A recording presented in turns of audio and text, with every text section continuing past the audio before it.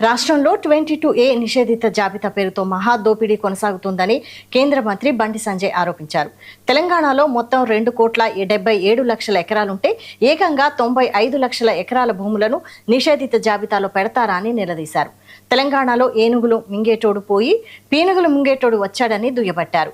ప్రభుత్వం అమ్మిన భూములను, హెచ్ఎండిఏ వేలం వేసిన భూములను, ప్రజలు కష్టపడి డబ్బులు చెల్లించి కొనుక్కున్న భూములను, పరిశ్రమలకు అమ్మిన భూములను కూడా 22Aలో పెడతారా అని మండిపడ్డారు.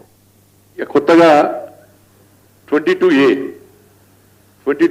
చెప్పి ఆ నిషేధిత జాబితాలో ఉన్నటువంటి ఆ భూముల విషయంలో మేము ముందుకు వచ్చినాం. దాన్ని క్రమబద్ధీకరిస్తామని చెప్పి ఇలా రాష్ట్ర ప్రభుత్వం ప్రకటించింది. అంటే కొత్త దందా ఇది. కొత్త దోచుకోడే. ఆ ప్రభుత్వానికి ఈ ప్రభుత్వానికి ఏం తినలేదు. వాళ్ళు ధరణి పేరుతో వాళ్ళు దోచుకున్నారు, భూభారతి పేరుతో వీళ్ళు దోచుకుంటున్నారు. దీని మీద సరైన ప్రణాళిక లేదు. కాంగ్రెస్ పార్టీ ప్రభుత్వానికి ఏమైందంటే ఇప్పుడు ఏనుగులు మింగటోడు పోయి పీనుగులు మింగటోడు వచ్చింది. కాంగ్రెస్ పార్టీకి ప్రజా సమస్య కనబడతలేదు. వాళ్ళకు వచ్చే కమిషన్ల మీద మాత్రం చూస్తుంది వాళ్ళకి. ఇక కొత్తగా 22A